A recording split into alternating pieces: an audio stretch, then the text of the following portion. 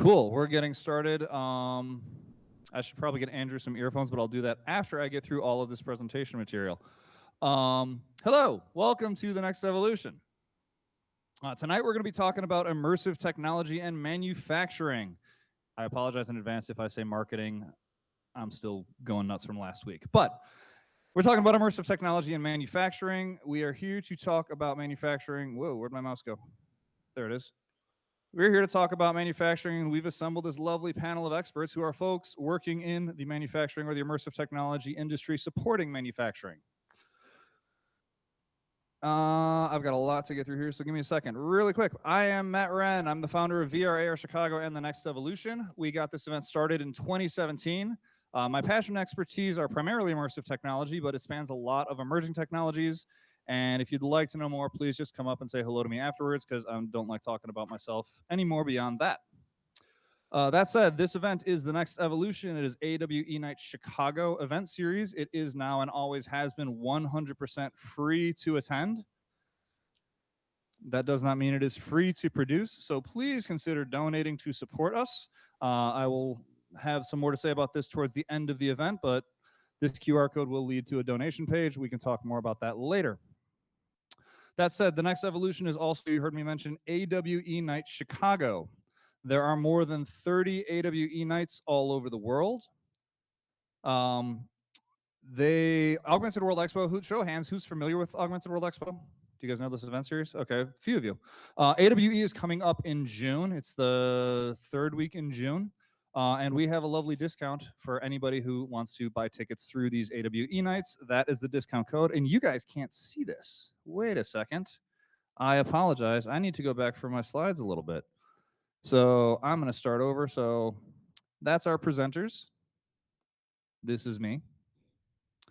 Here's our donation link. Again, I'll put that up again later, so we can skip that now. AWE Night, there's more than 30 of them. Here is the discount code for anybody who wants to consider going to AWE this year. Apologies for that. The early bird tickets, I think, actually just ended. I'm supposed to say they're available now, but I think that just ended yesterday or today. But if they are still available, go to the website and check it out. That said, I also wanted to talk about AWE Academy, which is where people can attend online and live courses by the XR community for the XR community and beyond. They have a fundraising prep course for AR startups and a web AR course that's now available on demand. We would also like to thank our venue sponsor, who is 1871, and we actually have someone from our venue sponsor here. So she's going to come up and introduce 1871.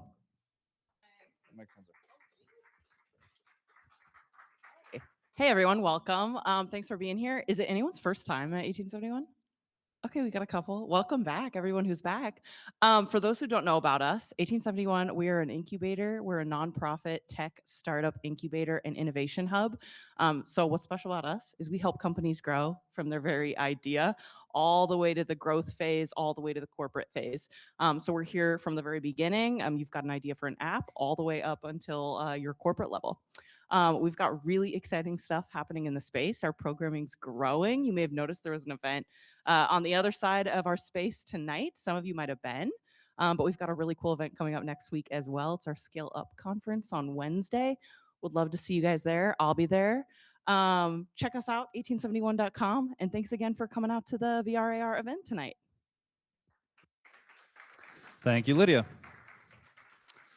Our other venue sponsor, because we're not always in this space, some months we actually go to another space in Chicago called 2112. 2112 is Chicago's creative technologies incubator. They are based out of Fort Knox Studio up by Montrose and Knox Avenue. Really cool place to check out. So give it a chance. Go check them out if you get a chance to. And we'll probably see, I think our next event up there is in August. But that said, I also want to introduce our virtual host. Hey, Caroline, can you hear me? I can, Matt. Welcome, everybody. Glad to be here tonight. My name is Caroline Dennis, and I'm a two-time tech startup founder. 2 degrees, works with founders and organizations, and I help them build actionable connections and alliances across the emerging technology spectrum. I am also, in addition to being involved with VR Chicago, I'm also part of the leadership team for XR Women, and I'll speak about that in a minute. And then I'm also part of a community called Symphony, We're a global incubator for sustainable smart cities. So let me also recognize XR Women. XR Women is an incredibly powerful community of about 700 plus women from 60 countries. We are really more than a community, we're a movement. We're building the industry to highlight women leaders, builders, creators, forging our way through this really incredibly emerging technology space. And please, if you don't know XR Women, we have a great LinkedIn page. We also do weekly events every Wednesday across a number of platforms, both here in Frame as well as Engage and Verbella and others. So thank you so much for our partners, XR Women. And tonight, as I've told some of you here, we're in a platform called Frame. We have been in a platform called Verbella. This is a really interesting platform, and I don't know that we have anybody from Frame here tonight to introduce it, but we're excited to be here. So I'll turn it right back to you, Matt. Thank you, Caroline. No, I don't think we have anybody from Frame or Verbella, but they have been our virtual venue sponsor for going on several years now, basically since about July at the start of the pandemic. And Frame VR, which is the web version of the virtual space that you're seeing tonight, is actually owned by Verbella, which is an application-based version. That said, we also have to thank a lot of our community partners. We have a lot of great community partners who support this event, including Vanity, 2 Degrees, Independent Game Developers Association of Chicago, Mostly Misfits, Envision, and Patched Reality.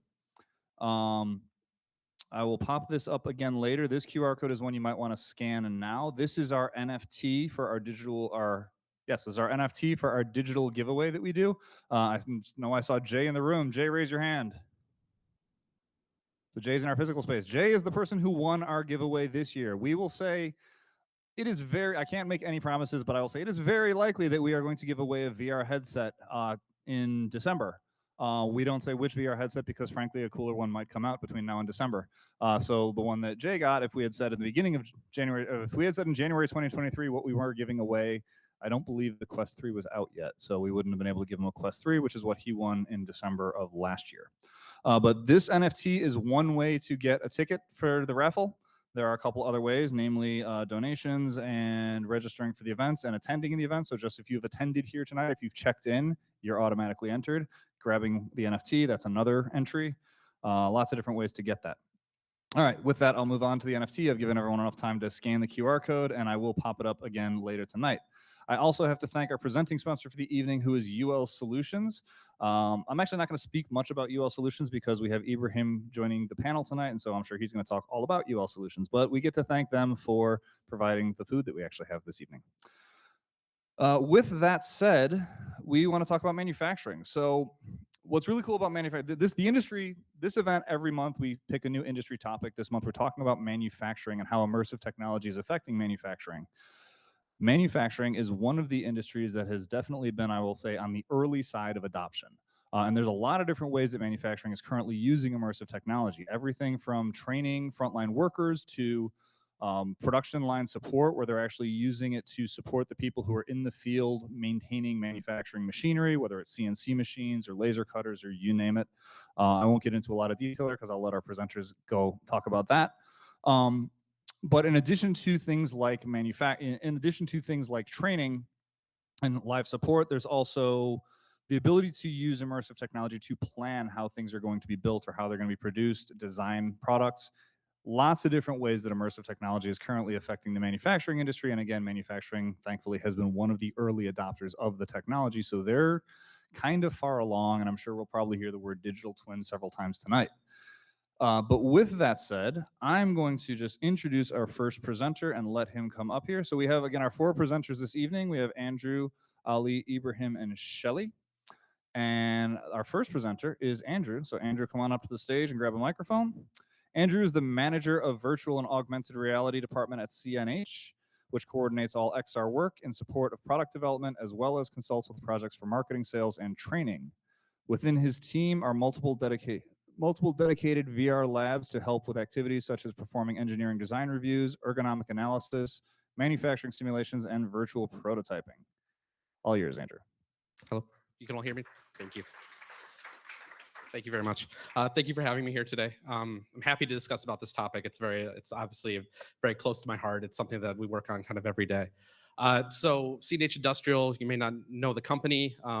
We design heavy agriculture and construction vehicles. So think of tractors, combines, sprayers, things like that. But then we also design things like bulldozers, excavators, TLBs, so construction vehicles as well. So that is kind of our primary area of expertise. So my team fits within the product development organization. So my team is the virtual and augmented reality simulation department. So what our goal is to use XR technology, whether that's virtual reality, whether that's augmented reality, in order to create virtual prototypes that we can test with, that we can test our vehicles with. The biggest benefit being that these vehicles are very expensive to design and to build. One physical prototype of just one of our tractors can be millions of dollars pretty easily. Whereas if we can test early in the design process as much as possible, creating a realistic virtual prototype that someone can walk around, they can do maintenance on, they can sit in the cab, evaluate visibility, evaluate operator comfort, evaluate control placement. All that work saves us the requirement of doing physical prototypes, and each physical prototype reduced allows us to save money and to speed up the development process. So not only does it do that, but then it can also allow us to optimize the design. So we are able to go through more prototypes than we otherwise would be able to. If we were going to build physical prototypes of tractors, maybe we would build 2 or 3 prototypes before going to the final product. Whereas in an immersive space, we can be walking around 1,000 different versions of it before we build a final one. So we can really say that we optimize the product and get the best possible solution in the end.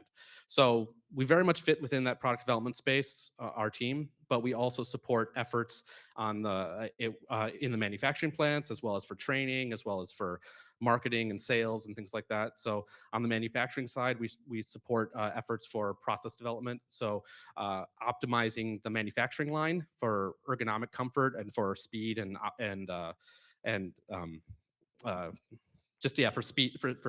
for speed and for to get a better optimized efficiency. Couldn't think of the word efficiency.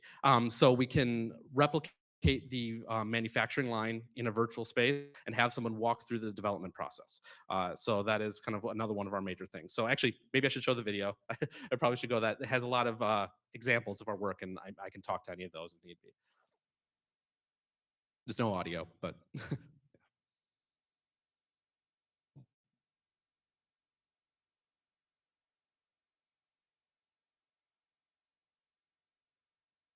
so in here, you're going to see, I mean, in the beginning, it's the lab, and that's going to show some examples of the work we do. They're very quick examples, but using different types of technology in order to create these virtual prototypes and test.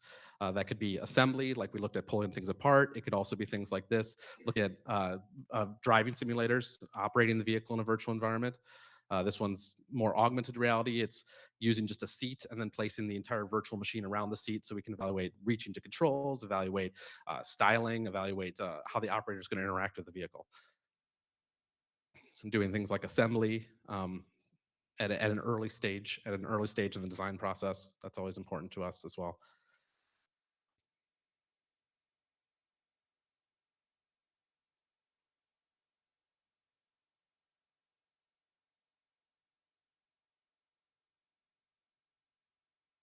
And then this one's more kind of AR demonstration of the vehicle.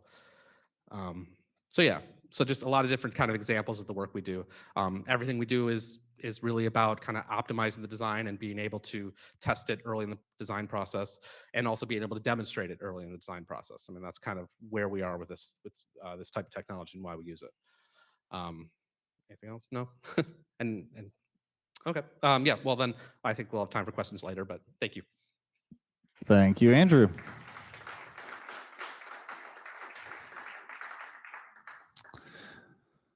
All right. At this point, I'm going to toss it to Caroline to make our next introduction. Sure. Sounds good, I don't Matt. know if it'll work to run a video, Caroline. I just saw your message. So let's not run the video. Let's try and just do the slides, please. Okay, that's fine. Ali, would you like to join me up here at the stage and start the webcam up? And I would like to introduce Ali. Come on up. So Ali Mashant is the founder and CEO of IQ3 Connect. And he brings Sorry, I didn't know that you were there. There you are. He brings 20 years plus of experience in the development of 3D design and simulation software in the aerospace industry to the IQ3 Connect team. Software tools and methods he has developed are used in the aerospace industry and education in universities. He served as a consultant to major U.S. aerospace companies on advanced aircraft and propulsion projects. We're so thrilled to have you, Ali. Welcome.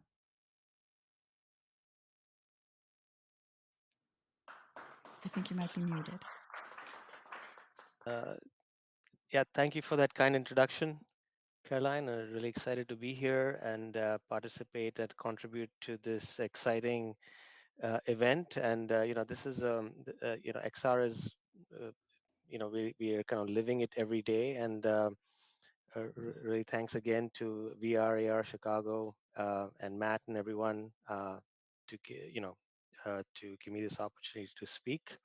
So yeah, my name is Ali. I'm the founder and CEO of IQ3 Connect.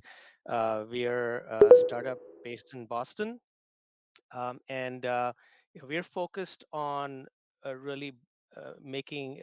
Uh, we are focused on enterprise and industrial applications, and really making XR as easy and scalable to use in the enterprise as possible. And we're working hard every day to solve some of the key challenges in this space. Next, please. Um, so hang on, let me. Yeah. And if you So can't see, can you yeah, see the screen in the middle? I Okay, I, Ali? I can now. Yeah, I zoomed Okay, in. good. Excellent. Frame is great. I just clicked on this button, and now I'm right in front of the screen here. So our vision is to really make this an easy tool to use for everyone. So we started in the industrial space, but really, even my son during COVID was able to use this.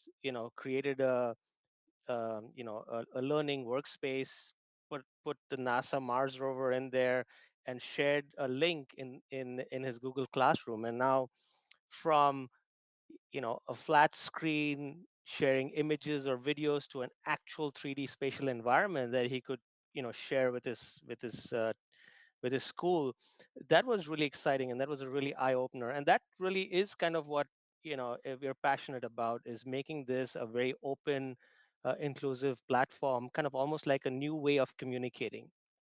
And again, my background is developed a lot of technologies around using 3D for simulation and design, and that's the foundation we are bringing to the IQ3 platform, and really solving some of the hardest challenges around making solving 3D XR issues in the enterprise space.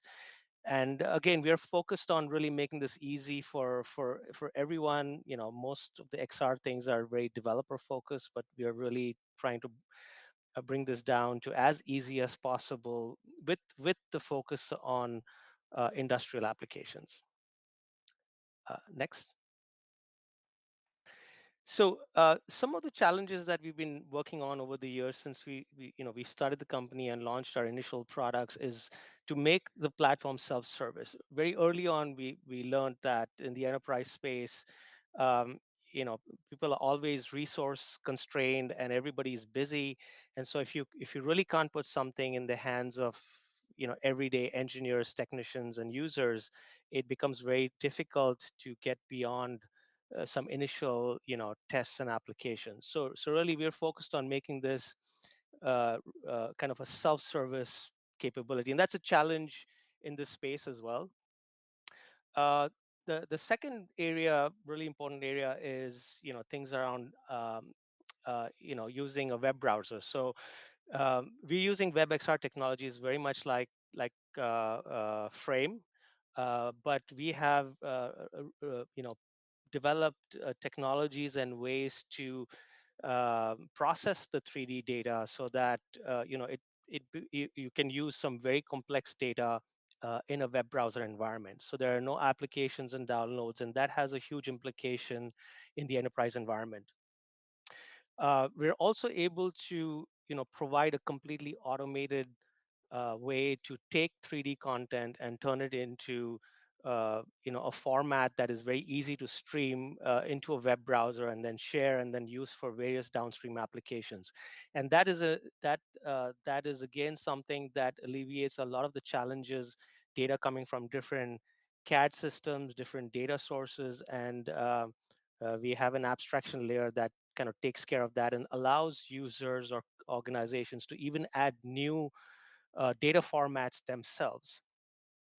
The other thing is, security is always a big concern, and we have, also not solved all the problems, but we've solved many problems around security. Part of it is just, eliminating the need for an app. So a browser-based approach, takes care of a lot of those, a number of issues. The other is, coming up with an architecture that companies can deploy in their own environments. They can run it air gapped and so on. So that takes away a lot of the pain from an IT perspective. It reduces the lift uh, to get this and scale it in an enterprise environment, especially for a company like a startup that has to deal with so many issues. Uh, the other challenges around devices. So, a number of devices, organizations, start with laptops or, tablets, and they want to be able to support various different devices. So the WebXR like environment really makes that extremely feasible. And that's another challenge area that WebXR is incredible, and there's been a tremendous progress in that space. And the third area is, I believe, for XR to really grow in an enterprise, as was mentioned earlier as well, is to integrate this into the business environment.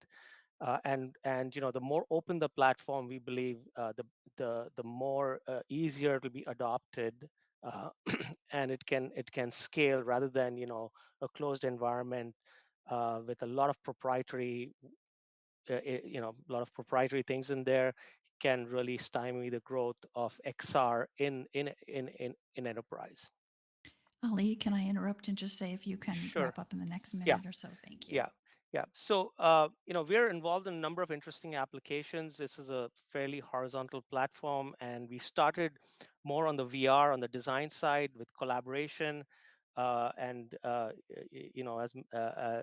as Andrew mentioned, design, ergonomics, virtual build simulations.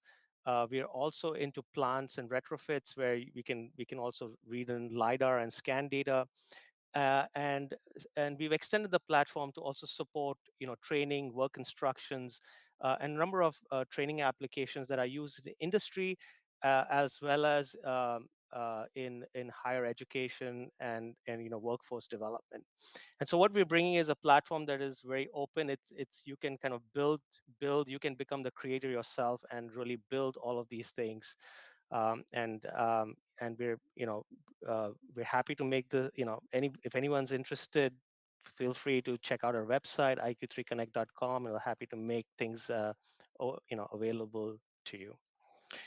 So with that, I'd like to again thank VRAR Chicago for this opportunity, and happy to address any questions, take any questions.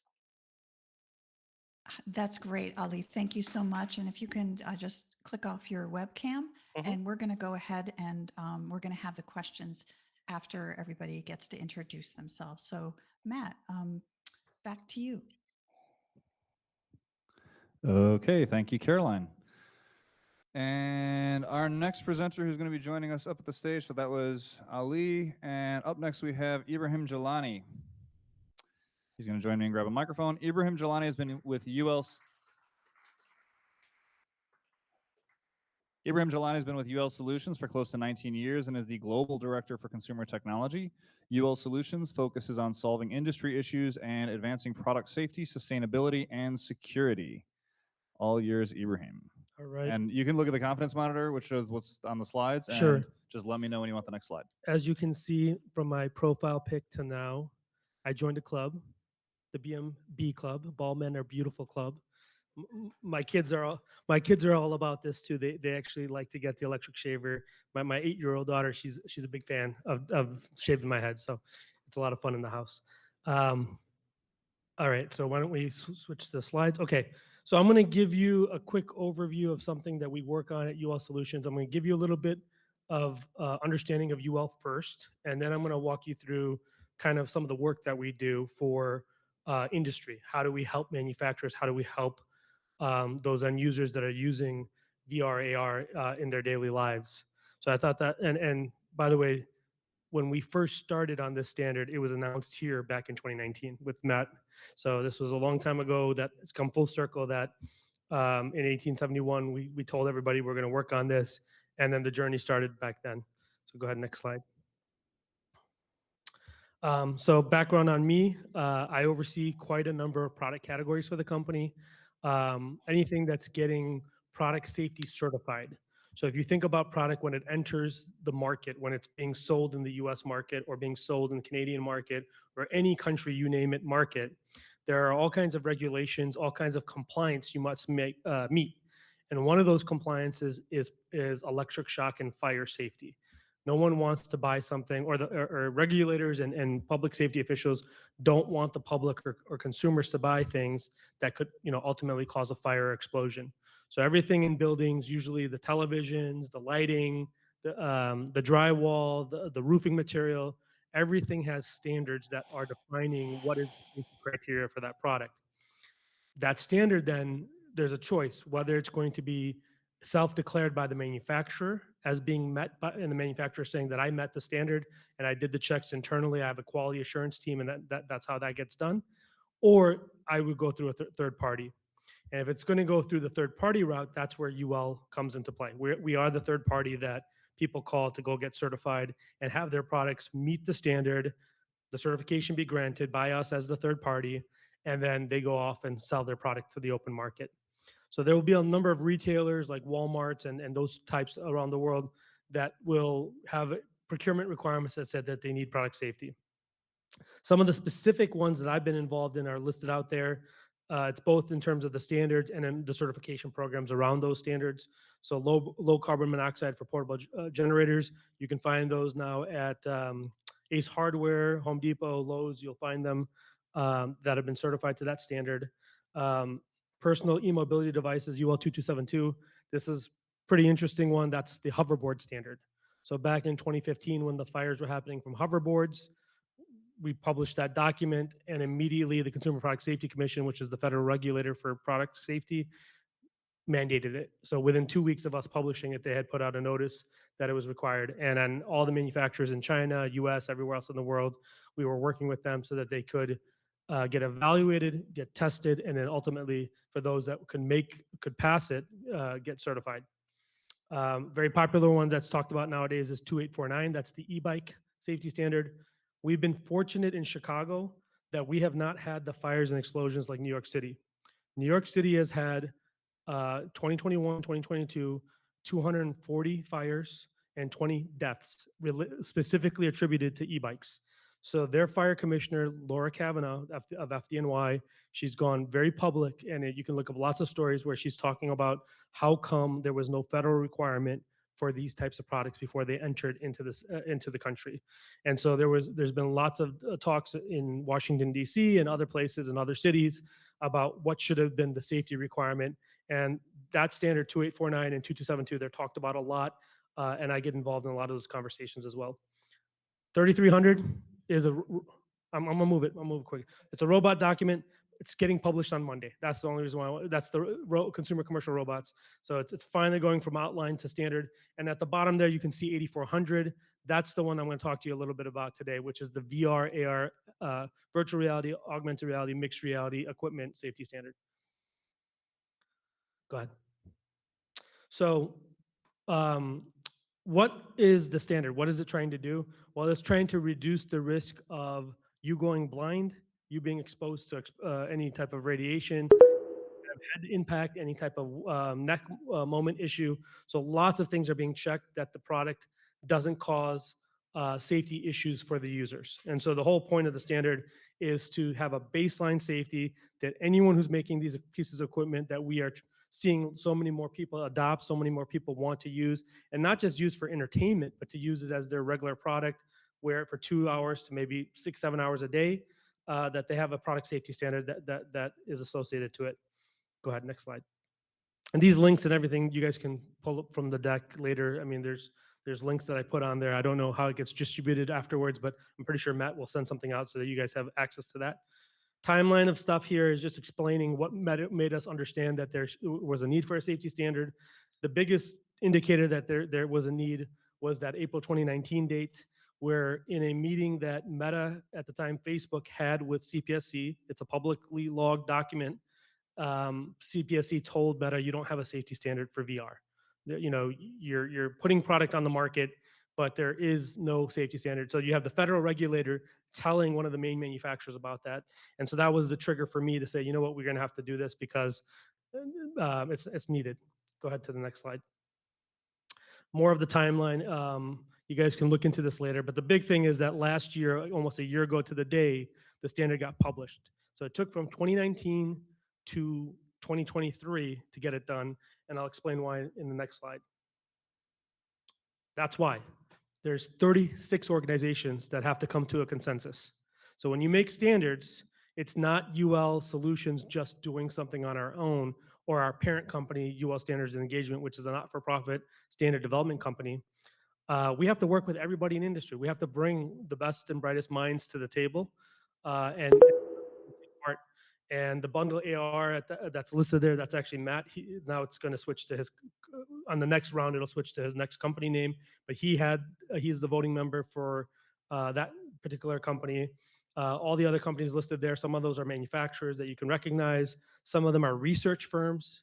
Some of them are hospitals. Stanford Medical was a very interesting one where they have a whole program called the Chariot program, which is how they use virtual reality for children to have them not be afraid or to be distracted basically when they're getting a procedure and not need anesthesia, and just different things that they're trying to do to try to keep the children's minds active while they work on a procedure for the child. So at the end of this, when it got put into consensus, it took till April, and there was 2 or 3 times that it went for a vote. It finally passed its vote and got published by last April. Okay, next slide. You really want to get into the nitty gritty of the whole journey, there's a couple of podcasts that the Everything VR AR podcast team recorded. And so those are the 2 dates, of 2021, and the second was last April. And then the trade group, VR AR Association, also Immerse Global Summit, they put out a letter telling the manufacturers, we do want you to be certified to this standard. Okay, go ahead, next one. And on Consumer Product Safety Commission's website, which is, again, our consumer product safety authority at the federal level, they've already listed it as a voluntary standard. Typically, Consumer Product Safety Commission does not make standards mandatory for a manufacturer, but what they do is if an incident or somebody says that they had an injury, like they felt some pain in their eyes, or they had allergic contact dermatitis, or their neck had a problem, they're going to tell the manufacturer, show us your UL 8400 compliance. And because they're going to point to this website, they say, well, the standard's on there, show us your compliance. And if the manufacturer cannot prove that, good chance the products can get recalled. So if you're a manufacturer, this is kind of the check and balance. If you put a product on the market and you haven't done some regulatory work or worked with a third party, then that can happen. And that's consumer safety. Next slide. This is the workplace safety announcement. So this happened this year. It's a process when you work with the workplace safety authorities, OSHA, Occupational Safety Health Administration. They are actually one of the biggest drivers for third party to be involved with manufacturers. So the biggest reason why everything gets certified is because OSHA has a requirement since the 70s that said every electrical product in a building has to be certified before it's being put in front of a worker. So those enterprise deployments of AR, VR, this is a very important thing for everybody to know about, that, equipment that's meant for deployment for an enterprise, if it's a CIO or an IT executive, you really don't want to take that risk of deploying a whole fleet of VR headsets or AR headsets unless you've made sure that they're certified. And we've already certified one company, that was Magic Leap. Their model ML2 is UL 8400 certified, and they're right now the only one that we've done so far.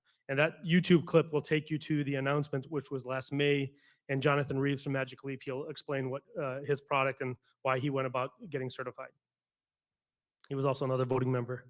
That's it. That's all I wanted to share with you. I think most of this group is software developers or in the IT field, but I wanted you to have this understanding of how the manufactured world is kind of being asked and also being tasked to say, meet safety standards to make the consumer and the public safer. So thank you. Thank you, Ibrahim. And I'll answer the question now. I normally say this at the end, but you did ask how people are going to have access to it. This presentation will be published on the AWE page for this event. After this event, we'll change, like the link kind of currently links to the virtual environment or to the registration to get tickets to the live event. Once the event is over, we will link both to the presentation and to the video. So essentially this event page, you'll always be able to access the presentation afterwards, and you'll always be able to access the video. They'll always be there. But with that said, thank you, Ibrahim. He did give me a bunch of other slides that I'm just going to jump through really quick so that we can get to our next presenter, who is going to be introduced by Caroline. Thanks so much, Matt. Shelley, I'd love to invite you up here to the stage, and also if you can turn on your webcam, and I'd like to introduce the infamous Shelley Peterson. So as we were talking about AWE, if you remember, Shelley Peterson is actually going to be one of the featured speakers this year. So if you're heading to that, then you want to make sure to check out her talk. She is definitely an XR pioneer and a thought leader. She has formerly was a Lockheed Martin Fellow of AI and Mixed Reality. She was a former Director of Technology at Microsoft, and she's been highlighted by CEO Satya Nadella for her work bringing mixed reality into aerospace to manufacture spacecraft. She's just been a notable authority in XR for over 20 years, and we're really excited to have you here, Shelley. Welcome, and take it away. Thank you. It's great to join you in Colorado from here in Castle Rock, Colorado, or in Chicago, I'm sorry. I'll fill y'all in on a little secret. We haven't announced it yet, but my presentation at the AWE will be a fireside chat. One of the people that I'll have joining me is Ian Dawson.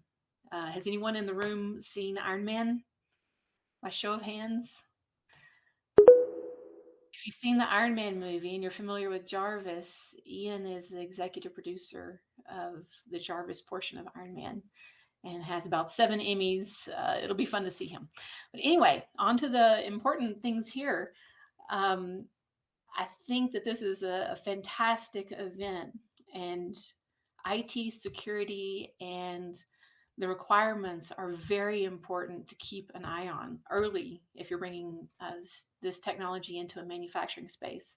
Is there anyone in the room who's currently using this for manufacturing or XR technology, or anyone who's considering using it for XR technology for manufacturing?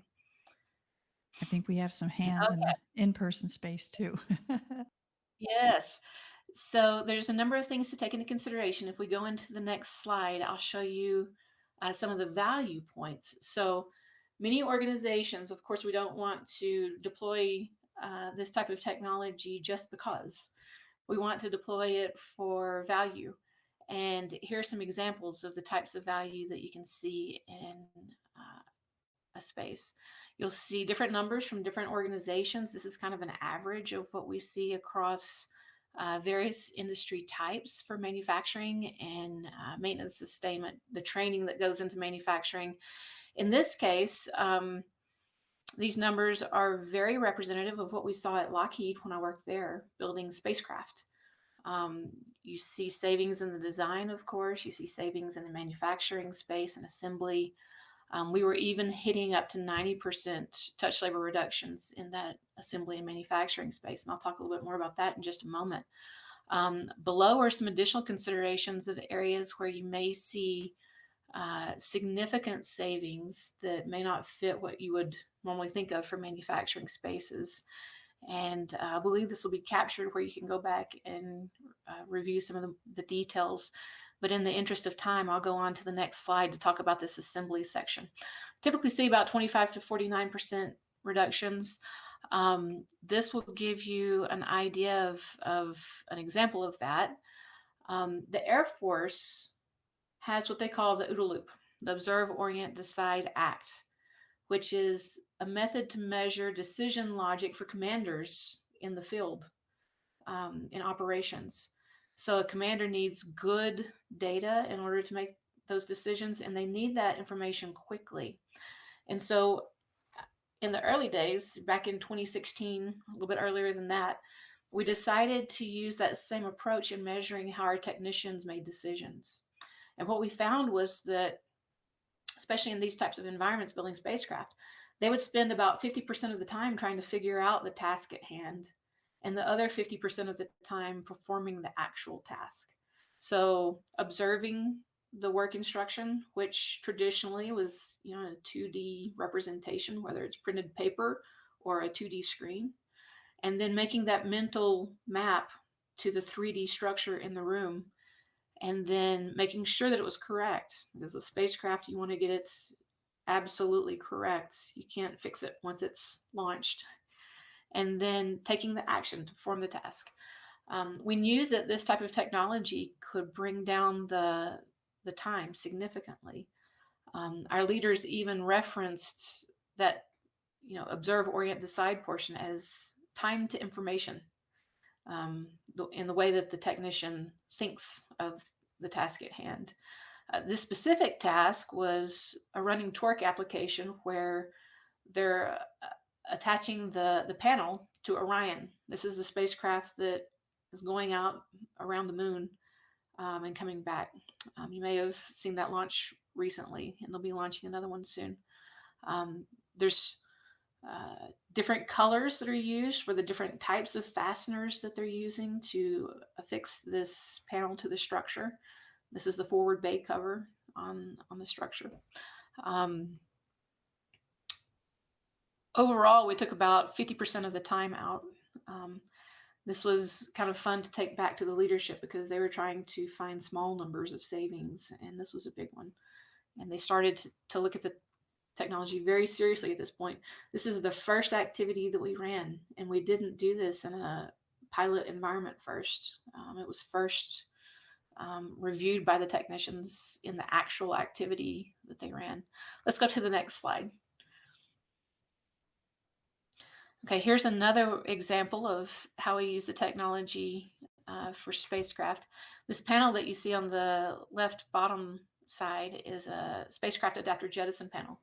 It protects the spacecraft as it's being launched into its correct position. Once it's in orbit, it's jettisoned away from the space vehicle. And there's fasteners on this structure that hold the cable harnessing in place.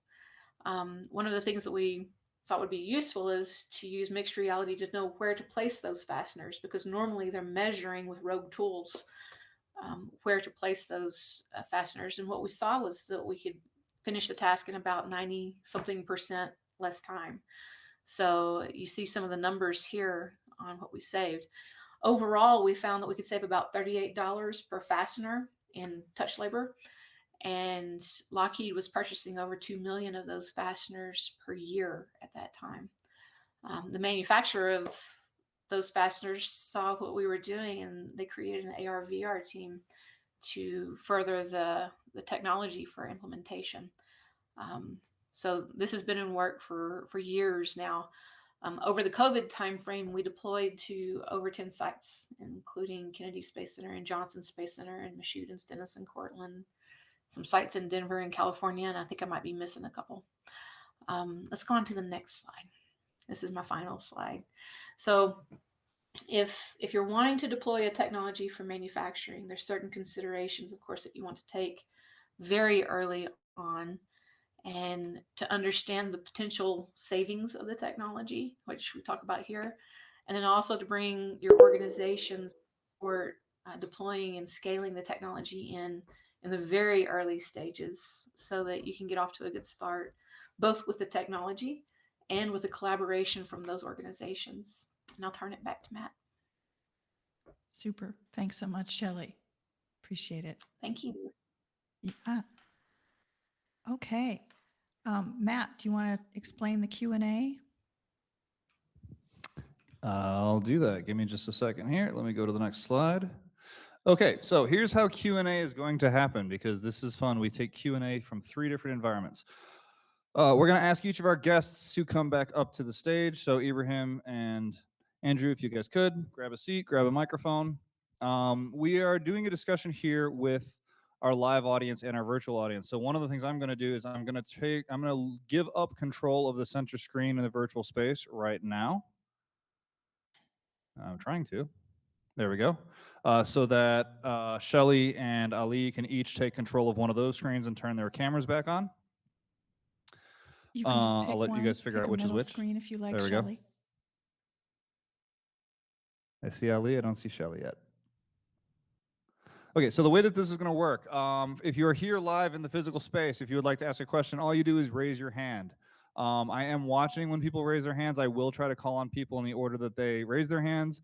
You will, when I do call on you, either Ron or Andy over there have a microphone. They will hand you a microphone, ask your question. Please give the microphone right back to them as soon as you're done asking your question. In the virtual space, if there is a question, there is the ability under the emoji to raise your hand. One of those, I believe, is hand raising. If not, Caroline, I'll ask you to sort of monitor if there's somebody in there who has a hand raise. Yes, I'm doing that. Thanks. And she will let me know. For just so you guys are aware, in the frame environment, if you are talking, the physical room here won't be able to hear you unless I put the microphone up to you. So I'll let you know when to go. But the web stream will be able to hear you on the web stream. Which, Andy, you kind of got to watch the web stream, so I'll let Ron primarily do the microphone. Anyone who chats a question in the live stream, Andy will be the one who will kind of raise his hand, and I'll call on him to read it into the microphone here. So that said, we will be taking questions live from all 3 environments. We will be starting with some questions of our own as well. Caroline, I'll let you know. Do you want to actually ask the first question of everybody to get the conversation started, and then we'll watch for raised hands beyond that? Sure, that sounds great. So I think that what I've heard tonight is that it's really not a question of can we build these tools, right? Because they're already here. These tools for augmented reality, virtual reality are being used and leveraged. But can each of you talk a little bit about how does a company go from piloting to scaling these things? Because that to me is one of the hugest challenges in these large enterprise environments. And just as it relates to you, and obviously we have the safety and the UL solutions, and those focus a little bit more on getting those advanced and approved. But I'd be curious for people to speak to that about the idea of how you scale with these kinds of tools. Shelly, do you want to start? Sure. So, from experience at Lockheed and then working at Microsoft as a director of strategic operations, where we were helping to remove the barriers to adoption, you definitely want to go at scaling intentionally. You want to make sure that you're looking at solutions in the early stages that can be scaled. So, for example, long time ago, I would go to the Augmented World Expo and I would bring my IT and security teams along with me. And I would point to the solutions that I thought would be a good fit, and they would go talk to those organizations. And in 1 or 2 days, we could figure out what solutions to pursue and which ones would not be able to be shaped for our environments based on our requirements. That was something that helped us leverage technology earlier in broader spaces. You also want to be careful of getting into pilot purgatory. And by that, what we're talking about is some organizations end up with the technology in a demo facility, in a lab, and they have difficulty getting it into the actual environment to make use of. Taking it out onto the manufacturing floor, for example, for the technicians to actually use. You want to figure out how to do that in the early stages and grow with the technology as it grows so that you can benefit from it, which gives you the return on investment, which then allows it to scale further. You definitely want to keep in mind to keep your expenses low in the early stages so that your return on investment is healthy and that you're seeing the returns that are needed in order for leadership to say continue doing what you're doing. Thank you, Shelly. And Ali, do you have something to share about that in terms of what you want to consider when you're trying to scale beyond pilot projects? Yes. So we've seen a number of different sort of ways that companies have scaled. But certainly the IT and security is extremely important, and that's something that you want to be able to, understand upfront, identify the risks, and have a path to, how you're going to thread that with IT and security. So that as Shelley has emphasized, that is really really important, and it can completely sort of can be a blocker. For us, the other thing that we see normally is that you want to get the business units involved, when scaling an enterprise. So these are the people with the problems, um, and the sooner you can get the tool into their hands and understand what are the challenges they are facing and be able to work with them sooner, that I believe is an important uh, part of scaling and bringing the business value early into the organization, because they're the guys who can really say, yeah, we're saving so much, and and and and bring that credibility to the use of XR in manufacturing. The other thing is that we've seen is that it doesn't have to scale to a large number of users, but it can scale to small uh, production applications where the organization starts seeing immediate sort of business results. So scaling doesn't necessarily mean you want to get it to like 2,000 users right away, but it's solving a production problem, like replacing physical prototypes with virtual prototypes, and that may be a small team that sees that benefit. So these are and obviously other for us, the things that we worked on with our customers is also integrating things like single sign-on and Microsoft Active Directory, where you're removing some of the friction points and making the software more easily accessible on any platform. So users can use it on a laptop, then they can escalate to an XR device, but maybe that might take a little longer in an organization to kind of ramp it up and get through IT and a number of these other challenges. So that's been our experience. Thank you. Thank you, Ali. Matt, I can turn it over to you and you can take some more questions or ask some more questions.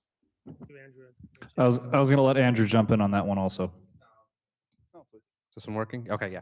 I was going to agree very much with what both Shelley and Ali said. I mean, the idea of pilot purgatory is terrifying. I could say I've hit that many times in trying to deploy this.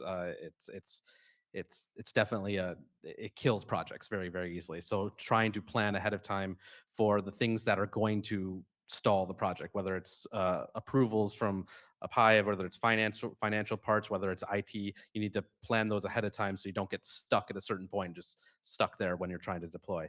The other idea of bringing in the IT and security organization as early as possible. I heard someone say once that, like, bring them donuts, make friends with them, make them your best friends at the company, because they can help you deploy it so much faster than if you try to spring something on them. I mean, many times we've been like, oh, we've got this new headset, we want to hook it up to our network, we want to stream stuff to it, and they're like, whoa, our network's not set up that way. We can't do that. It's a hassle once we've already decided we're going to deploy this, but then the IT and security organizations like this can't happen. We don't have the infrastructure in place for this. It's impossible. So getting them on board as early as possible is supremely important. And then the last one, honestly, because this technology is very, very sort of personal. It's it's immersive by nature. You have to get people to try it. Honestly, you could talk about it all you want. You can show them slides. You can show them things. But honestly, some of the biggest mind changers I've seen in people is when they put on a headset or use a VR headset or AR headset, and then they're like, "Oh, I get it now." That you could talk about it, and they're like, "Oh, in my head, I understand that. That's no problem." But then they put it on, they're like, "Oh, I didn't know I could see this. I didn't know I could do this." Actually, getting them to try it on sometimes is a struggle, especially for people who are like higher up in the organization. I will say, like our managers and things like that, like our director level people. they're always hesitant to like try on a headset because they think they'll look stupid. But that then you actually get them to do it, and it completely changes their mind about what can be done, and they come out with a much better perspective on it. So I say actually getting them to try it is very, very important. Actually putting on a headset and things. It's No, donuts, chocolate, and cheesecake, right? Yeah. So It goes a even long though ways. our organization works on product safety, we are big proponents of technology. We're always trying to do different things. Matter of fact, we did do a pilot with a bunch of headsets, and some of the things that I've learned, one of the things that's really important that will make or break a deployment is the storytelling. What is the story that's being provided with that immersive experience? We had a couple stories where it was sharing an example of a home burning down because of some flammable mattresses or some types of products, and we had a demo of that was just a 360 camera that captured one of those lab experiments, put it on the immersive headset, and then be able to put a story together with that. And that was a very teachable type of concept for our lab technicians, anybody that we were educating in community outreach, anybody that we were trying to explain why certain types of materials catch fire faster than others and how the fire response should be. So that video and sequence of immersive experience, it was really important that the story was great from start to finish. When we started trying to deploy now for an enterprise use case, saying, okay, well, we bought 10 HoloLens and we're testing these things out. Are we going to be able to do collaborative meetings? Are we going to be able to do different things that we haven't been able to do? I think what fell short in those kind of pilots was the storytelling. So this next round that we're planning at some point to do, I'll have a big focus on that, and the things already mentioned about making really good friends with your IT team, because it's not going to come from me as the business team that's necessarily going to do the deployment. It will come from my IT leadership that will make that decision, along with the business being supportive that they go down that direction. So I'm going to watch for live questions in the space here. I'll watch for an arm to go up. But the two things I'll say about the you have to try it, two of my favorite experiences in that, one with VR, one with AR, was a 2-star general who speaks very much like Ibrahim in deep voice, quiet, talks like this, very direct. Watching him put on a VR headset and high-pitched laugh for 2 minutes straight, which honestly, the two people who were with him were really confused because I don't think they'd ever seen that in their life before, and one of them was a full bird colonel. The other one was watching a C-suite pharmaceutical executive run around an exposition floor like a 12-year-old playing an augmented reality game. And I mean, like, bumping into other professionals. It was really, really funny to watch. Like, these are people who are like, oh yes, augmented reality, virtual reality, we've got all this. And then you just watch them lose it like little kids. It's great. Any questions in the, come on, let me see a hand go up. Anyone? Nobody? We can keep going. All right. You got one from the, uh-oh. I'll say while we're waiting for questions, I've seen the generals and admirals do the same thing, and their personality changes completely. And they start handing it off like, "You gotta see this." It's fun to see that come out. It's one of my favorite things about the technology. Yeah, I'd just like to add. Elite, go ahead. Yeah, I mean, it's a lot of fun. I mean, I've seen I've had similar experiences, but I've also, heard from one of our most important customers that, VR and AR is sometimes treated like, oh, this is a toy. Okay, it's not a serious piece of technology that's solving business problems. And I think that, getting that across is equally important to get the buy-in and the understanding and the change management, I think. So just wanted to add that. It's definitely where you need to focus on the ROI, and the reason why is what we would call it. If you can figure out why it makes sense to deploy. One of the things I didn't mention is in the first 5 years of using the technology with spacecraft manufacturing at 10 different sites, we didn't have a single error documented while mixed reality was in use.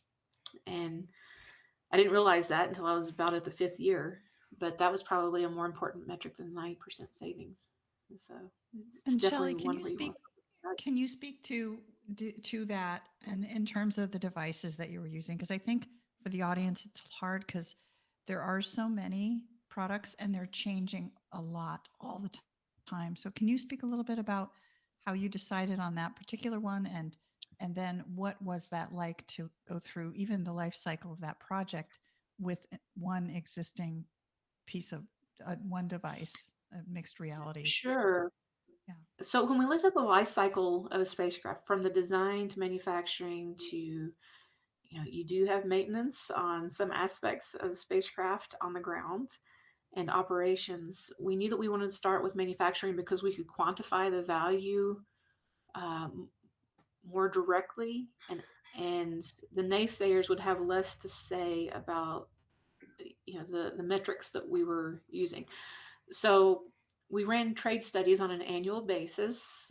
Even after we had selected the technology, we continued to run trade studies so that we could keep up with what all was out there. It is a rapidly emerging space.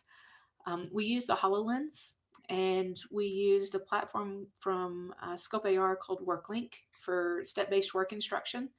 And part of the rationale was that Microsoft was willing to work with us on the modifications that were needed for the HoloLens to meet IT and security requirements. At the time, very few, well, no solutions had the requirements for managing the devices, the requirements for us to connect the devices to our intranet. So we worked with them to shape those enterprise grade capabilities. And Scope AR was a very small company at the time. I think that I was their first customer, and they were willing to shape the solution to meet the requirements that we had as well. There's numerous companies these days that have surfaced to provide solutions like this, but it's important to either have the capability already in place that can meet the requirements, or to have a partner who's willing to shape the technology in the areas that you're going to have to address. We ended up getting the technology into classified spaces, which required significant shaping. And we were very lucky to have partners and support from the internal organizations to make all of that work. It was many moving parts all at the same time. But today you have some great options for solutions that can meet those requirements. So Great. So I wanted to go back to the earlier question that, around which, well, first of all, it was a good question. How do you know what technology to use or which equipment to use for what purpose? Just remember, how immersive do you want it to be? Because there are times you're going to want it to be very light immersive, and you may not need the most expensive thing that's out there or something that's, fully immersive like a virtual reality headset. And sometimes even the augmented reality or mixed reality, they tend to be to the point where it can do full virtual reality. If you don't need that, then start thinking about solutions that are not, I wouldn't say Google Glass, but something that's kind of in that realm of not needing to go down that full immersion. And I think that's what's happening with a lot of the equipment makers as well. They're realizing maybe we don't need to be making full immersion all the time because that's not yet the use case for a lot of people. So. Just to jump in on that real quick, because you brought up an interesting topic. So I've spoken to several people who work in heavy manufacturing, and they've told me, a lot of them have told me over and over again, particularly from Europe, you will never get a VR headset or a HoloLens or a Magic Leap approved on an actual operating manufacturing floor because it obscures vision. And I said, okay, well, yeah, technically a hard hat obscures your vision a little bit too, depending on how you wear it. But the concept there that was brought, one of the things that was just brought to my attention relatively recently is one of the well-known old use cases for a HoloLens, and you've seen it now on Magic Leap as well, is the ability to have live remote support where you're a technician in the field, you're looking at a piece of machinery, you're connected to somebody remote, they can see what you're seeing, and they can actually literally kind of like draw augmented spots in front of you of like, here, you have to touch this panel, you have to test here, things like that. Even if you can't do that today because of restrictions on a manufacturing floor with something like a HoloLens, the Meta Ray-Ban glasses have that camera capability, and while they can't do the augmenting of drawing like what to touch in front of you, they can do the remote support and talk you through it. So you could basically be pointing like, oh wait, I'm touching this, no, that one, okay, great. Because they do have cameras built in. So it's not really true augmented reality yet, other than the fact that you can do those remote support use cases. And Andrew, you were going to jump in real quick. I mean, similar to what you're saying, I mean, choosing a device is exceedingly hard. I mean, I can speak from my experience is that honestly, the device manufacturers are going too fast. Because when we pick a device and we're going to deploy it, we need to make sure we can use it for a couple of years. But now there's a new headset now, and then there's the Apple Vision, and then there's another headset, and the technology is increasing too fast. It's exciting. It's exciting to see, but it's going too fast for me to get a consistent, like, I'm going to deploy it for 5 years and use this, get my ROI out of it, and then switch to the next device. Because within a year, the device I've deployed is now obsolete, and so now everyone's building for the new device, and that's difficult. I don't know if I have a good solution for it. I mean, I'm just saying that's a problem I'm running into. It seems like it's going so quickly, and that ends up being difficult to manage. Yeah, And Matt, for the person who says the technology shouldn't, will never be approved on a heavy manufacturing floor, I don't want to disagree, but I mean, we were doing this in 2016. So, if it's approached the right way and with the right procedures in place, it's safe for those type of environments.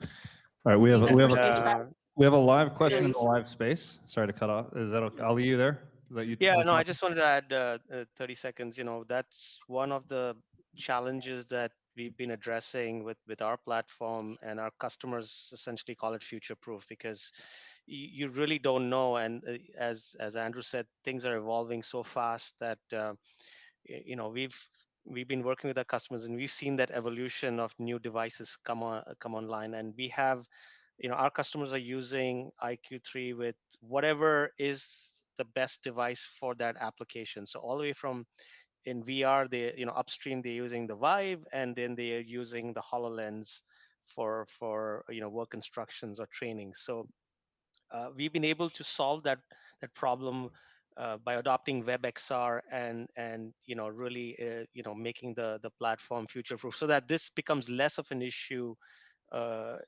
for the organization, and in taking that decision to step into XR, and it doesn't stop them from going forward. All right, so we're going to go to a live question in the physical space here. Go ahead.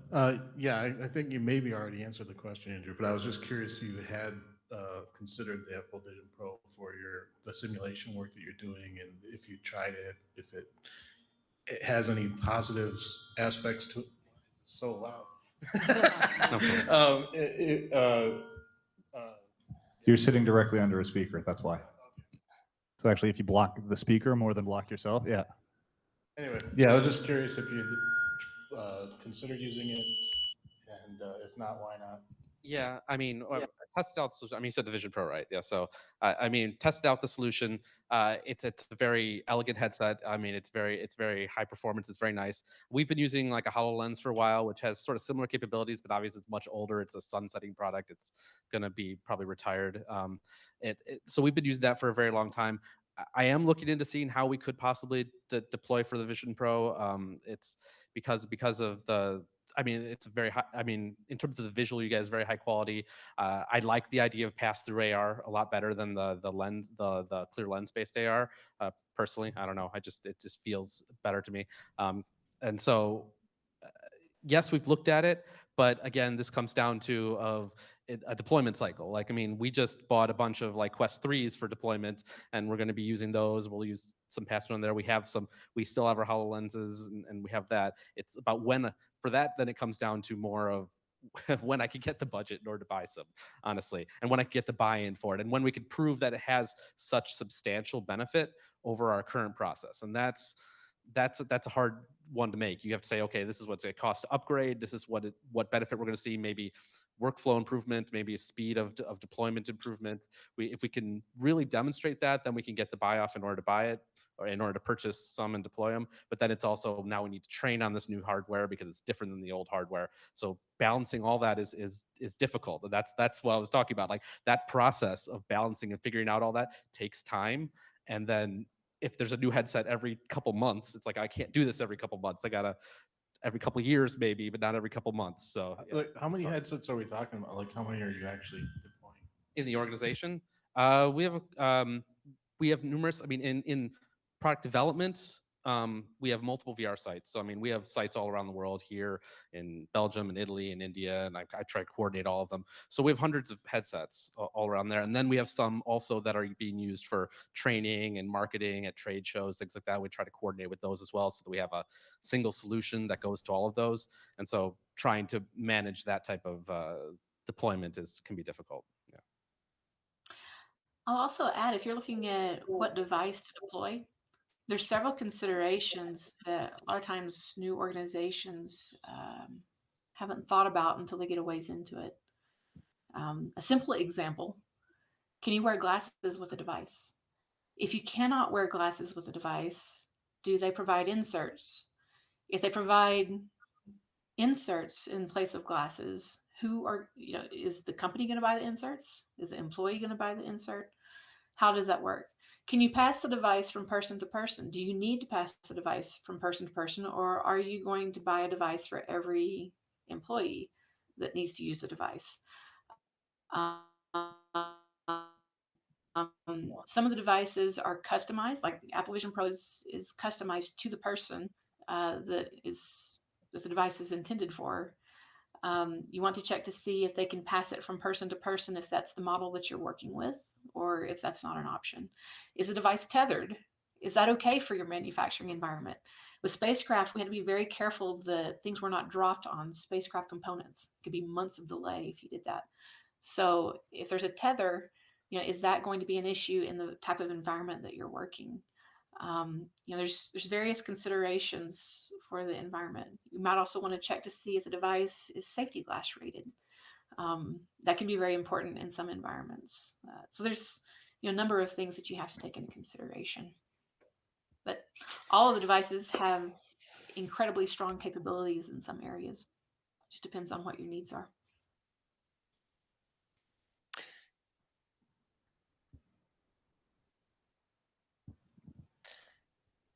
Matt, we had a question here in the virtual space from Feed. Feed, do you want to go ahead and unmic and ask the question?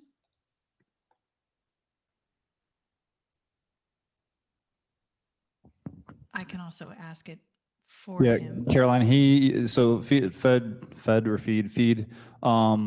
You'll have to try unmiking, try opening your mic now. You were blocked from doing that up until a second ago, but you should be able to do it now.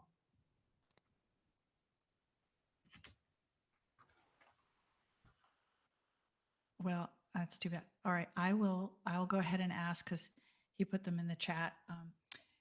He had a question. I'll start with the latest one. He had a question about the use of active manufacturing and any OSHA regulations that are recommended to check on. And I think that question might be best pointed to Ibrahim. So is there an active OSHA regulation? Yeah, so as I mentioned, the actual regulation is 1910 subpart S. I mean, I can help answer that if anybody wants to reach out afterwards. Okay. But the OSHA had published it, back in 1970. What it does is it calls out all the electrical equipment. It says all electrical equipment needs to meet these requirements. Within that section, it has a general requirement. Then it says that everything needs to be approved. The word approved in the OSHA context means that it's certified. And so then what OSHA does is they have a whole program about who does the certification. There's 20 companies that are approved to do certification. Out of those 20, about 10 of us touch electrical. The other 10 are doing like mechanical, plumbing, and other kinds of categories that OSHA also requires a third-party certification on. For the electrical 10, maybe about 5 of us do the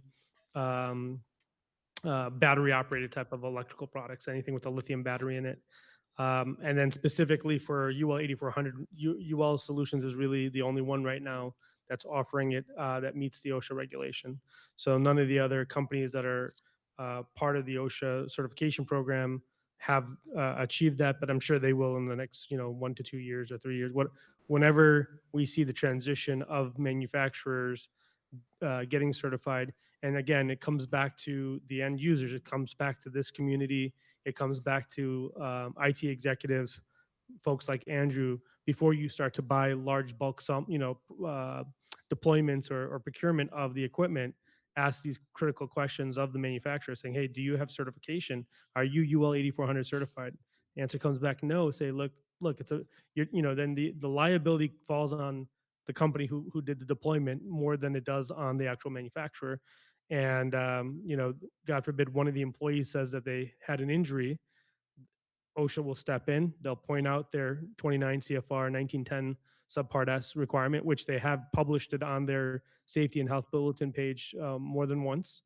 And they'll say, okay, show us the electrical safety certification. Maybe somebody will show a standard called UL 62368. It's one for audio, video, information technology, but they're going to ask further, saying, okay, well, you're a head-mounted display. Show us the UL 8400. So just walking you through how this works from product liability standpoint and how manufacturers have to think, as well as professional companies, how they have to think so that they're in compliance with the OSHA laws. Thank you, Great. Matt. Thank you so much, Ibrahim. And I think that might be something that Fade may want to follow up on because he's got some other things around the SEC and other InfoSec, other regulations there. Thank you. Matt, back to you, or I have some questions I can ask if you. Yeah, we have another question from the live space and then a question from the live stream. So go ahead, Tristan. Hi, thank you for all of you guys and all that can contribute up until this point. I did have a question around when I first seen this technology. I seen it deployed on like a cell phone or an iPad. Is that not the norm anymore? Is it more AR, VR deployment?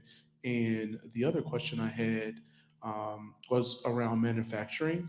So there is a OSHA standard for manufacturing at the current moment for this type of technology, I guess, I'm trying to follow that. I don't know if that makes sense. I can try. Let me answer. First of all, augmented reality, that still will exist on a cell phone mobile device, that 2D experience.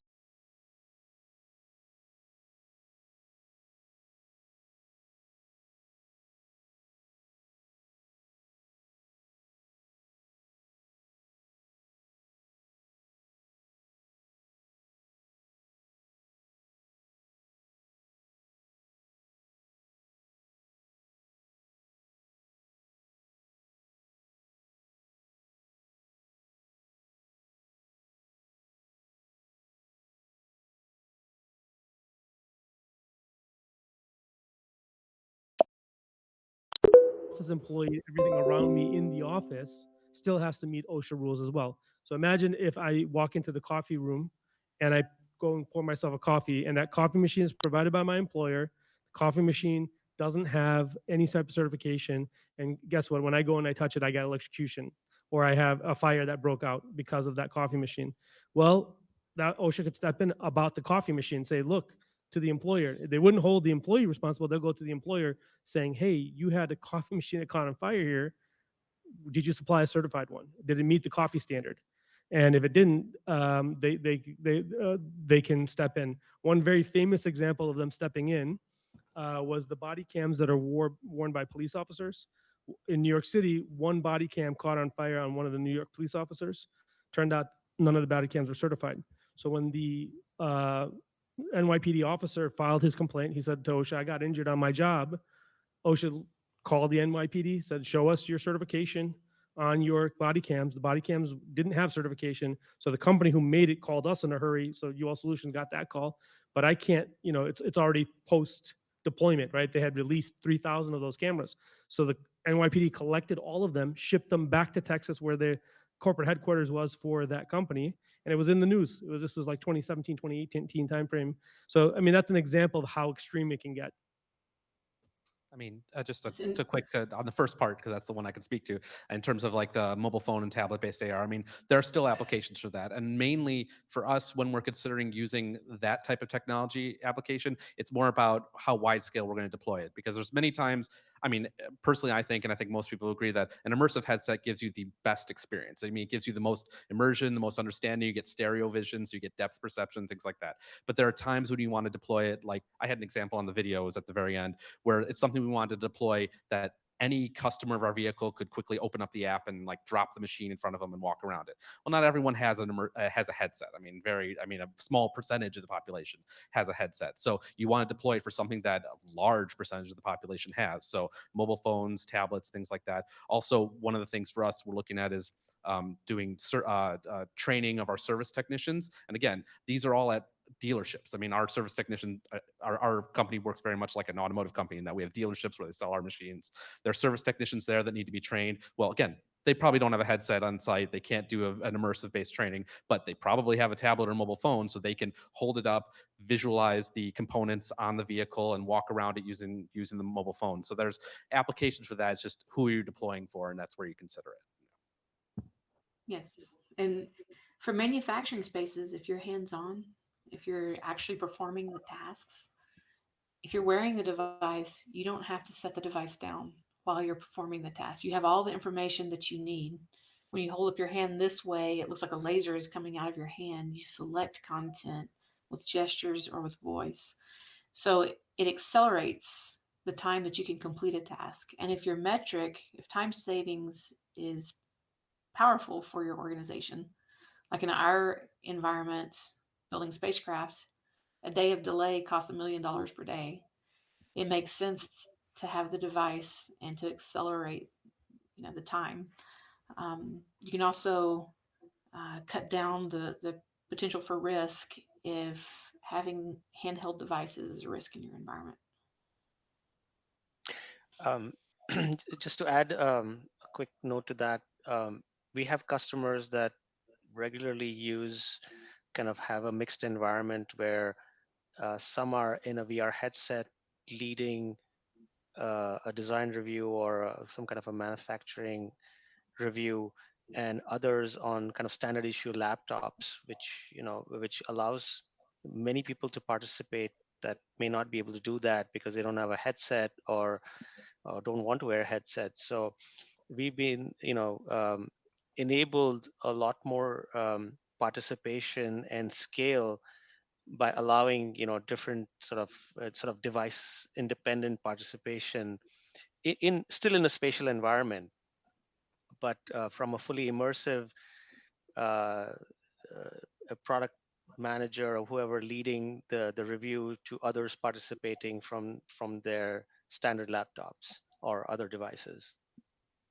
And I want to add to that, Ollie, it's a great point that if you can have a solution that's device agnostic, meaning you can use it on AR devices, VR devices, tablets, phones, Right. all at the same time. You can have a person performing the task. You could have quality engineers reviewing from a tablet. Different roles might need different viewpoints. So it could be very powerful in that sense. And even to have Right. people remotely viewing what's going on Yes. and And, providing inputs in and collaborative sense. suppliers too. Suppliers may not have a headset, but they can participate in a live interactive session where they're being shown that, okay, maybe there's some modification or whatever needs to be discussed, and instead of passing around PowerPoint slides or images, they can really cut down that turnaround time by just having the ability to send a link and just join a live space, just like we are in this environment. So I'm gonna end this question here, but the one thing I'm gonna say is, Ibrahim, you said that holding a mobile device is not spatial computing, and I will absolutely disagree with you there because ultimately you're developing for one platform. It's device agnostic. The technically a VR device is pretty much a cell phone strapped to your eyes. It's really not that different. It's just a matter of what you're holding. That said, we have a question from the web that's been waiting a long time, so I'll get this to them. And I know the answer, but I'll let you guys answer first. Is there a tool, or actually, I'll just go to this point. Can you name any tools or applications or standards that you guys are currently using to import data from different platform software such as like CAD or SolidWorks for manufacturing or simulations for plant operations? Just what software are you guys using to import that to be using it in virtual environments? Yeah, I mean the data prep part of it is probably honestly the biggest part of our job. And that takes it is frustrating. It takes so long. I mean, because we're starting from an engineering organization, so all our data is in CAD, which is about the heaviest 3D data you could possibly get. In order to bring CAD data into like a mobile device, you have to strip down a lot of things over, remove the metadata, drop the tessellation, like do level of detail or optimization, and all this. It takes a lot of effort. In terms of tools we use, I mean, we have a lot of different tools. I mean, we build heavily in Unity, so we use Pixis, which is the tool, which is Unity's tool. It's very good for that type of application. It can do a lot of like shrink wrapping of 3D models, things like that. We also use Blender sometimes to do a lot of that. So between those two is usually how we'll get our CAD data into a lightweight enough format to run on a mobile device. There's some other options out there as well, but those are probably the two primary that we're using if you're asking about specific software. I'll add to that. Like way back in the day, we had to manually decimate the models, which took forever. That was one of the areas that we focused on streamlining in order to be able to see the ROI. But these days it's changed. And instead of answering the question, I'm going to kick it to Ollie for him to tell you what they do, because it's pretty impressive. Yeah, so we've, that was one of the challenges we had to tackle early on, and it was like, hey, is this sort of a whole platform is, how are we going to solve this problem? And we have an integrated solution here where, our customers can onboard their CAD data or other formats, and we have a proprietary optimization to reduce the size of that, and make that available in the XR environment for design reviews, training, and other applications, so they can reuse those same assets. We've taken a number of interesting things like a model-based approach, so that preserves a lot of the metadata and the actual hierarchy, which is maybe lost in translation in some other systems. And we also, there's always trade-offs, and we've looked at what we've done is optimize around technical accuracy and speed.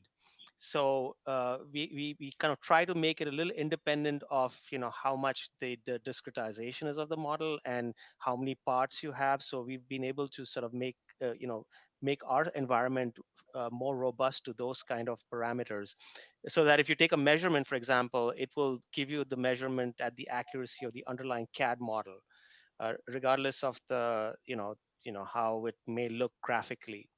So those are some of the things that we've integrated into our platform, and that and because and that is a really hard problem, and if it takes a long time to address that, then it that impacts the scalability and ultimately the business value of XR in manufacturing.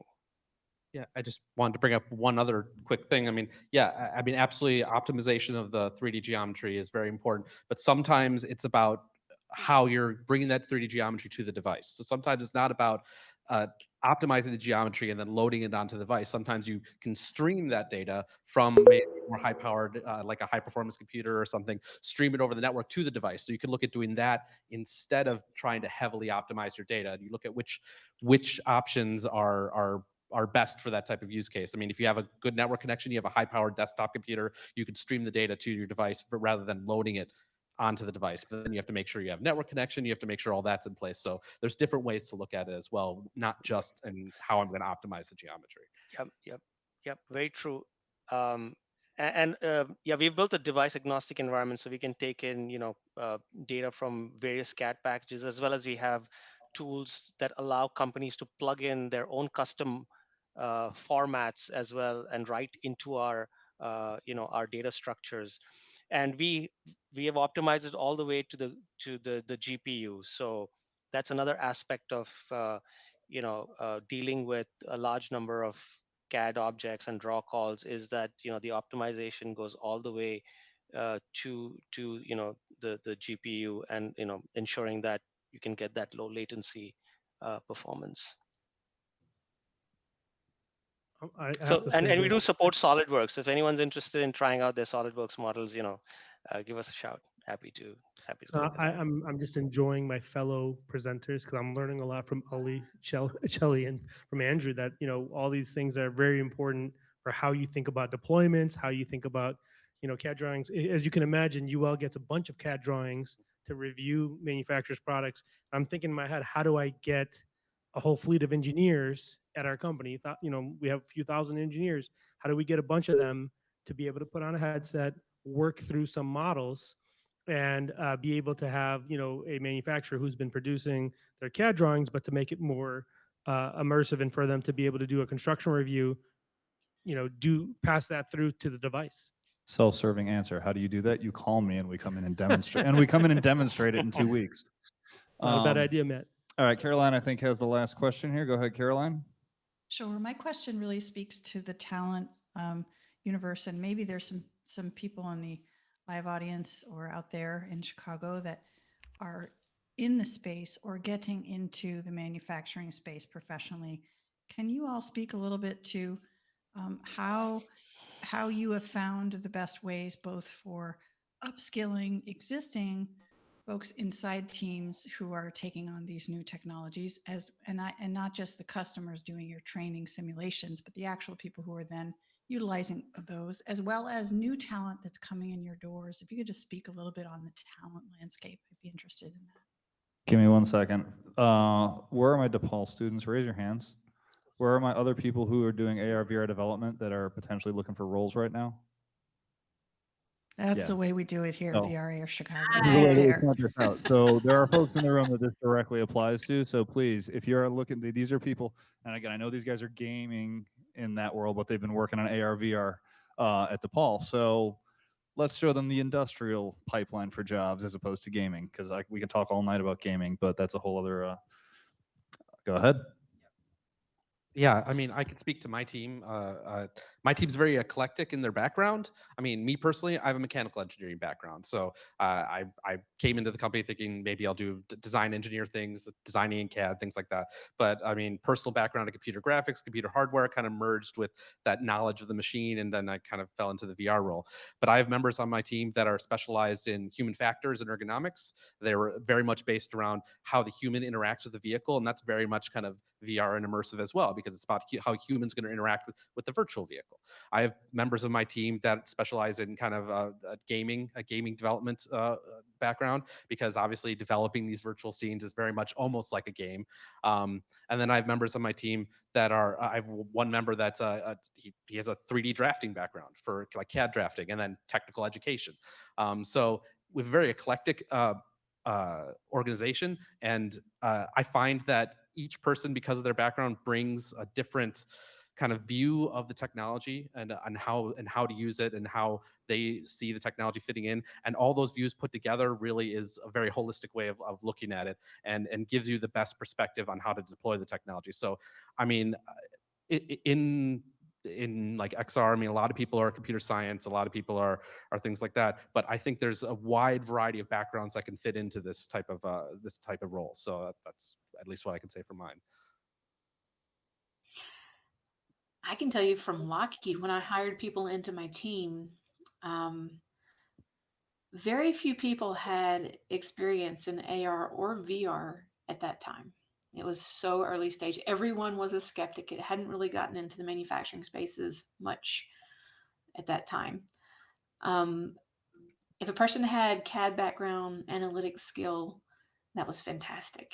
And a willingness to learn, because this industry space is ever changing and growing.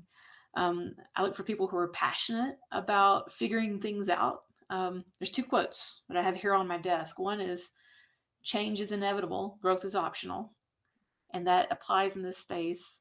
Another one that I have, it's one of my favorites, is everything is figure outable. And that's what we did on a daily basis. We figured out ways to solve things that hadn't been solved before. And then to have the communication skill to work with the IT teams, to work with the security teams, to work with the technicians and the engineers, and then also to present to the higher level leadership the capabilities of the technology. And by higher level leadership, what I mean is at Lockheed, I would have people who would come in their first year and be in front of all of the groups that I already mentioned. But on a weekly basis, they were also in front of executive VPs. They were in front of generals and admirals, sometimes multiple times throughout the week. So, having that analytic skill, the ability to communicate and work with people at any level and then the passion to, learn new things. I can take someone who has that combination of skill sets and do amazing things. So I hope all of you find fun and enjoyable positions in this space, because I think it's growing and it's going to be really exciting to see what happens in the next 5 or 10 years. Yeah, I mean, Thanks, Shelley. Shelley, what you just said is spot on. I'm talking as the director of consumer tech for UL, solutions. I watch technology trends. I watch market data. There's nowhere else to go that I can see other than we've moved into the virtual augmented world in such a way that it's a regular everyday product that we're using. And there were quotes from Samsung CEOs a couple of years ago saying he expected it to happen by a certain time period, or other people. I mean, other very more successful, more future focused folks can see the future that this is leading to. Maybe they have it wrong in terms of the date, but it's coming. And there's only so much that people want to continue to reinvest and invest in a mobile phone as it relates to your daily device. I mean, I think a lot of us have already experienced that for the last 20 years. That's our daily, or 15 years minimum, that you've had a daily device that was your, rectangle in your pocket. So what else is there? Yes. And so this is what's coming, not just for one case of manufacturing, or one case for training, or one case for some type of enterprise use while you're in the office, but it's coming for a lot of practical purposes. And the more that the minds in this room and in minds in other cities and places that are having these conversations about the applications and how to use it, and the more the storytelling gets better, it is where we're all headed. Matt, do we have time for that one last question? Because I wanted to ask, because I know Feed had a question. I'm actually going to read that one out and give a little answer on that, if it's the one you're talking about that he put on YouTube. Sure. I was going to give Ali an answer, a chance to answer this one, though. Okay. The question, or can I just add a thought to the previous question on the? Sure. I think that there's also an opportunity to make to bring this tool early, sort of into the educational environment, right? To, how can you bring it into the curriculum, and so that the sort of the new graduates are exposed to this as a powerful tool, something they can use, and they understand, even at a basic level, that this technology is there to help them when they go into manufacturing or whatever, maybe architecture or whatever they're going into. So I think that's another area where I think that bringing XR technology into the learning and education space is an important piece of this. So yep. Go ahead, Matt. Okay, so before we get to final question, there was another question that I'm just going to answer very quickly. Unfortunately, this is going to be a very hey, we're going to defer this answer. But Feed asked very specifically, have you seen the application in the food industry? Equipment design and maintenance are obvious use cases, but other use cases for food? And my answer to that is, we are focusing on food agriculture, and I'm trying to remember what the other one is. Food agriculture and logistics? No, I can't remember. Anyway, but we're actually going to be focusing on that topic as an entire industry later this year. So we'll have plenty of time to answer that question a little bit later. But yes, there are plenty of use cases in the food industry. And put simply, there's Matt, tons. can I also add on that topic? In addition to the fireside chat, I'm going to be hosting a panel at AWE, and Coca-Cola is on the panel as an example. We definitely will see other instances of that. Yeah, there's a lot there. But that said, okay, so the way we're going to do this now is we're going to handle closing remarks. So here's how closing remarks works. A little bit of a quick roundtable. I will call on you guys. I'll pick an order and call on y'all. But every panelist, you basically have 20 seconds to just give a closing statement. Pretty much anything you want to say, anything you want to talk about. The topic we were talking about, we do want you to keep it brief, though, about 20, 30 seconds. Then Caroline will give her closing remarks. I will give some quick closing remarks on my side, and then we'll go into housekeeping. But with that, we're going to let you guys go to the closing remarks. I'm stalling right now to give you a few seconds to think about the 30 seconds of what you're going to say. And I'm going to call on everybody in reverse order of their presentation. So Shelley, you're under the gun. Go. Okay, so if anyone's seen the movie Moneyball, I've made statements recently that this technology is like the money ball for manufacturing spaces, and there's a reason for that. It's growing. It's going to continue to grow. We see it from all different angles. If you have gone to AWE or if you're going to AWE, I started going, I want to say about 12 or 13 years ago, and it has tripled in size. And that's an indicator. We see so many companies using this technology, and it's growing. It's going to continue to grow. So if you're looking at this as as a area of work, I think you're focusing on a pretty safe bet. Thank you, Shelley. All right, Ibrahim, go. So obviously for manufacturing, as I've already discussed, there's that product safety side of it. But more important for this group and this audience, just understand that where future needs to head, and it needs to be inclusive of an immersive experience. And if that comes through the right way, things will be faster produced, at a better quality, and at a better price. And that's always what's happening in manufacturing, that anything that gets manufactured, it's all about having better quality, faster produced, and at a better price. And that's really what's at the heart of why, augmented and virtual reality in manufacturing is going to take off, as well as the use cases it has in so many other applications. Thank you, Ibrahim. Okay, Ali, your time. Yeah, Go. thanks again to VRAR Chicago for this opportunity to learn from everyone. I've pasted a live link. Go to our website and explore some of the live examples, IQ3 examples. We're going to be in Chicago next week at Automate. So if you'd like to come and see, check out some cool XR headsets and play around with some live examples, manufacturing examples, please come and find us at Automate next week in Chicago. Thank you very much. Go ahead, Caroline. I was just going to say, I think I'm sorry, what I totally skipped Andrew. I'm sorry yeah, about that. yeah, you have. I was I- waiting and waiting. Go you ahead, know, Andrew. I figured you went first. Sorry, go ahead, Andrew. No problem. I just want to thank everyone for coming. I thank you all for your interest in this. I want to sort of reiterate what I said in the talent portion, is that this field, we're talking about manufacturing, but people of many different of educational backgrounds, of many different perspectives, can really apply to this type of application. Like I said, you could be game development, but some training for manufacturing is gamified in order to get scores for operators and things like that. So there's a lot of different opportunities in this field to apply it towards manufacturing or any other application in VR and AR. So so just I keep thinking about different ways to apply it, and that's an excellent thing, I think. All right, sorry about that. Go ahead, Caroline.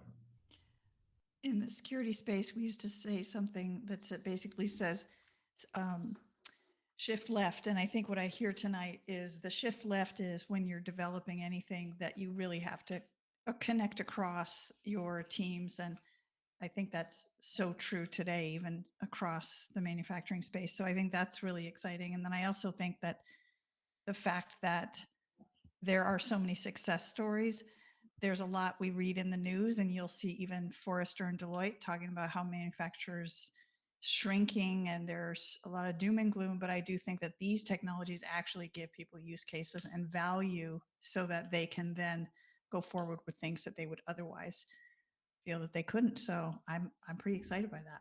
Thanks.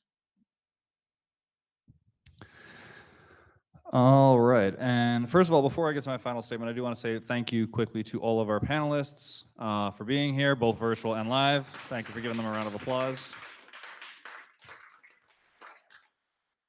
All right, Shelley, Thanks at this again. point, I'm going to ask you to give me that center screen back. And so the last thing I'll say, a lot of people have iterated on this to get to Ibrahim's point. First of all, I want to say I'm kind of shocked. Like, AI has been massively featured at almost every event we've had for the last several months, and it was really talked about tonight very, very briefly, if at all. So thank you for that. The reason I actually bring that up as the person who's like all excited about the fact that it's not one of the major topics is I've been saying for a long time, obviously AI is going to be a huge factor in things that are moving forward. AR, VR, immersive technology, this is the interface. This is how you're going to interact with computing I mean, you can say in the future, but honestly in the present. I spend, I will say, on average, I'd say probably at least an hour a day, an hour and a half to 2 hours a day in VR at this point. I was challenged 7 years ago. Someone told me you can't program for 6 hours in VR. I programmed for 10 that day. It's like, this is technology that will work, and it's what is, this is the computing interface of the future. So that's where this technology is going. And so, yeah, because of that, it is still, oddly enough, very early days. This is a massive growth opportunity. It's where things are going to go. But with that, I will say thank you once again to our presenters. You guys can turn off your microphones and leave the stage if you'd like. I already kicked Shelly off the screen. And we do have a couple more things to talk about. And this one is one that we don't talk about much here, or at least we've been skimming over it in the past, but we do have to talk about it a little bit. Plain and simply, nobody likes asking for money. We don't. We're no exception to that. We also hate having to ask for money, but we produce this program in a nonprofit space, and we're required to convince you of the value of the program. We're believers that this type of programming ought to remain free and be available to everybody, which we believe will help build and strengthen this XR community that we've just explained is massively growing. So the first thing I'll ask you is to consider this question. Did you find value in what you heard tonight? Did you find value in what you've seen, what we've delivered for you? The value can come from the fact that you learned something. It can come because you met somebody new. Maybe you're making a business decision, or you got to experience something new via a demonstration. Or honestly, for some of you, this might just be your introduction into immersive technology. The next thing I would like you to consider is the work that we put into producing this event. It's something that we're committed to. We've been doing it for years. We are stubborn enough to continue providing this program via 3 different platforms, live here in Chicago, in a virtual environment, and on the live stream.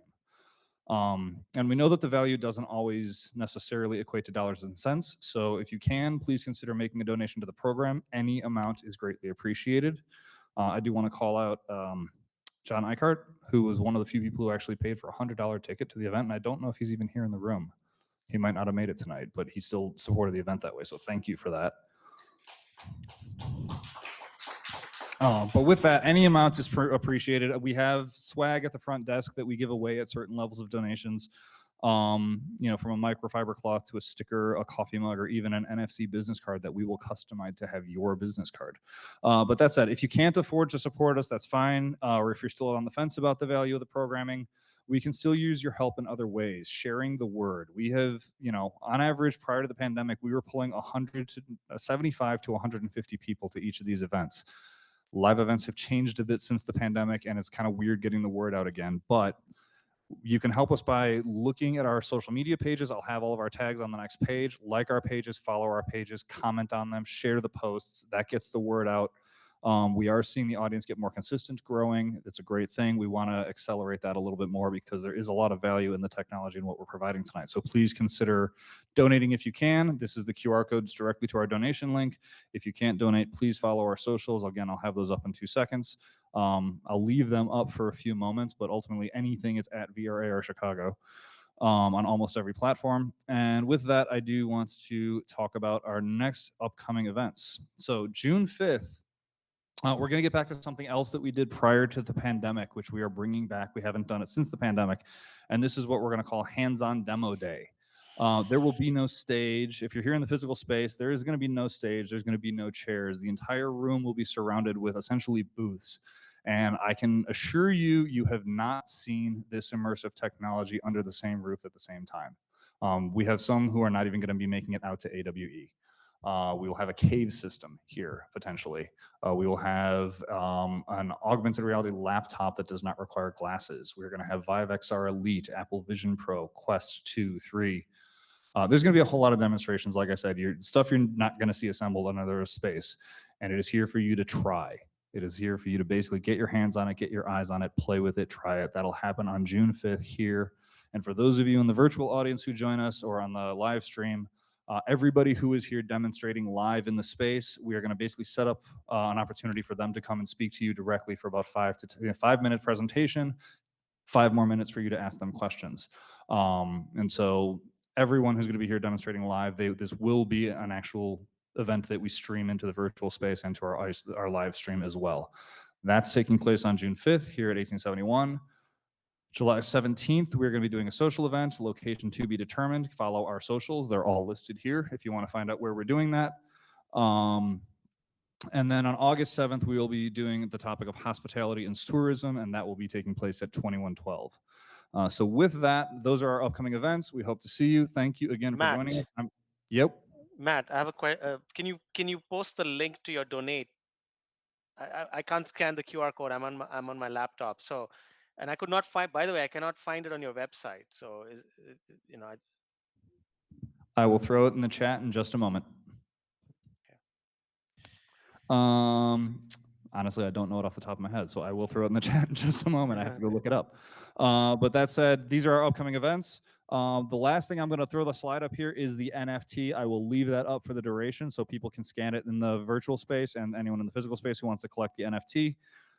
That'll be up. Once again, I want to thank Caroline for hosting virtually. I want to thank our team who basically we had a lot of last minute volunteers who kind of came in and helped some stuff tonight. So that was great. Thank you very much, Andy, Eric in particular. Matt, as always, back there. And I almost forgot to mention, we have M-Hub in the space. So for those of you who are not familiar with Chicago's M-Hub, which is Chicago's manufacturing accelerator. Right now we're in 1871, which is the technology incubator. We mentioned 2112, which is the creative technology incubator. M-Hub is the manufacturing incubator and accelerator here in Chicago. So please stop by at the table over there and say hi to M-Hub. But with that said, here's our NFT. Thanks again, everybody. And I will throw the link for donation in the chat in frame in just a moment. Thanks, everybody.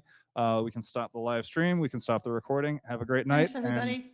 Good night. For those of you in the physical space, there's still